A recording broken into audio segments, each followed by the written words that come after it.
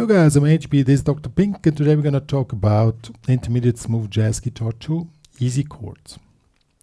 What are we talking about today? We want to do really the real thing now, but an easy understanding how these chords work. And before we get started, I'll show you what we're going to talk about today.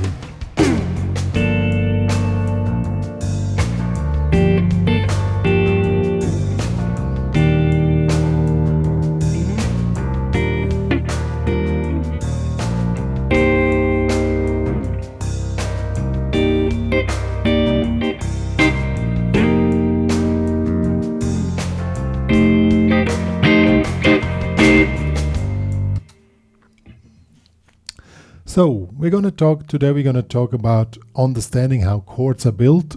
And the good news is the shapes which are using here on the fretboard, I think you can work with 4 or 5 shapes, but the understanding is the hard part, and that's what we're going through now. So let's get started. Before we really get started, we need to first know the chord progression before we can find out which chord have to be played. So the backing track I'm using here is 2 bars of G minor 7, which will be this G minor 7 or this G minor 7, whatever. And probably you already know this chord. Then 2 bars of E flat 7, E flat major 7, which is probably this one, which you probably already know. 2 bars of C minor 7. This will be this one here, which you probably already know by now. And 1 bar of F sus 4, could be this here, to F, regular F, or F7. So these are basically the chords. But we will not play those chords. Why? Because in a band context or even in a jazz guitar context, you often don't play the bass note or not the root bass note. So you strap this away and you basically always play on the top 4 strings. So if you want to play a G minor 7, you play like this.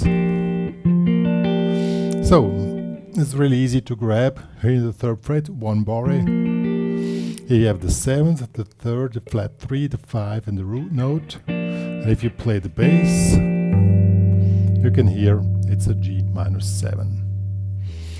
The good thing, if you're using these chord shapes, are really easy to grab and you can move them around. So you have G minor 7, and then we have, as an addition to make it sounding more jazzy, we make it G minor 9. You just add this one note. Sounds really nice. See, sounds really nice. Good. So we're using this one here. For the E flat major 7, we want to use a shape which uses the top 4 strings. That will be this one here, E flat major 7. And you already notice quite similar to the previous chord. In fact, they are kind of related. So now the cool thing is, if you play a regular G minor 7, which you already know, this is a D type minor 7 chord shape. This one represents also, if you have the G in the bass, you have a G minor 7. But if you have an E flat in the bass, we have a E flat major 9 chord. Same shape, 2 different meanings. And that's the hard part of the whole thing. The chords you probably all know by now, but the meaning has to be learned. So this one is really easy to grab. G minor 7, G minor 9.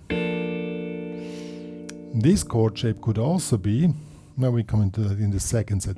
We're doing a first set of chords, then a second set with the same shapes but different meanings. So G minor 7, G minor 9 to E flat major 7, E flat major 9. Now we do a C minor 7. We take the same shape here but up here.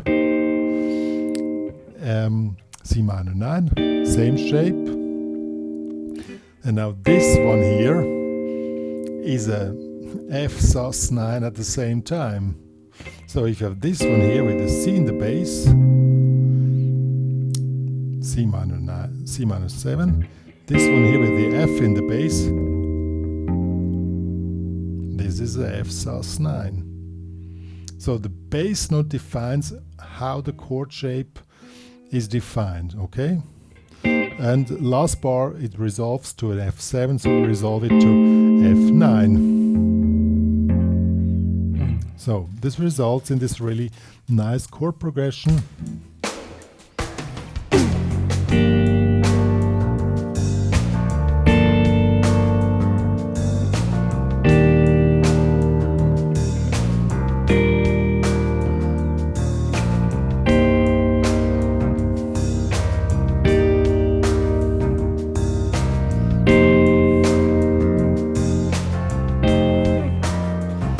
Yo. As I already said at the beginning, the chords are easy to grab, but maybe a challenge to understand because you always have to see them in relation to their bass note. That's the hard part. So when you do these chords, figure out which is the bass note and put them in relation with the bass note, which is just played imaginary, or in this case with the band. Now let's do a second set of chords. Now we're starting here, let's do this one here. We're taking this as a G minor 7. In this case, we use this chord shape in relation to G minor 7. Then we take this chord shape, which is the same shape as before on the E flat major 7. This will be a B flat major 7, but with the G in the bass. This creates us a G minor 9 chord. Easy to grab, maybe hard to memorize. Now we're taking E flat major 7, which would be this shape here. Now, we already had that one before, that was a C minor 9, but with the C in the bass, it's clear, but now it's a E flat major 7. Now it's suddenly an E flat major 7 chord. Same chord shape, different meaning. As I said, that's the hard part. And we ended up here with G minor 7. This is a chord shape you probably already know. With the G, it would be a G minor 7, but we have an E flat now. Now it's an E flat major 9 chord. And we're going to C minor 7, so we can take the same shape, move it down to C, C minor 7 to C minor 9. Same shape as before, E flat major 7, now it's a C minor 9. And we resolve it. We take this one here now with this F in the bass. Now it's a F sus 913. And resolve it to a regular F, which you probably already know. So this one here is extremely easy to grab, but maybe hard to understand in relation with the F. But at the moment it's just enough that you know that these variations exist, and now we're going to play those.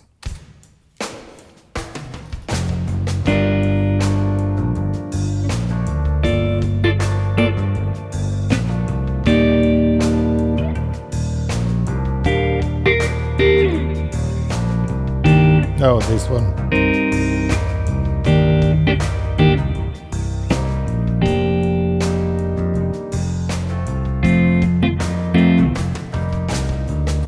Yo. Now once you know these chords the easy way, you can just shuffle them around and also play little chord solos by just using different chord shapes, but you always have to know where you are. That's the hard part. Now you really need to know where in the chord progression you are, which voicing, these are called voicings, fits to a current thing, and then you can move a little bit around and make something really nice.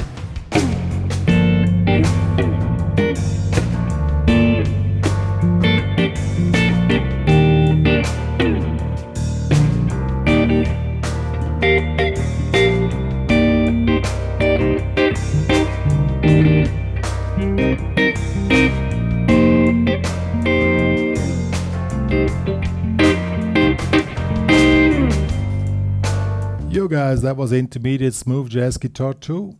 Easy chords. I already said at the beginning, they're easy to grab, maybe hard to understand. That's why this tutorial is part of this intermediate smooth jazz guitar course. There's also a basic one available, all available in the HPCrazy Guitar Academy. And if you want to practice this stuff with this cool backing track, that one is available for download also in the HPCrazy Guitar Academy, plus the tabs as well with guitar, also as guitar profiles. And however, yo, if you have any questions, you're free to ask me, it's no problem.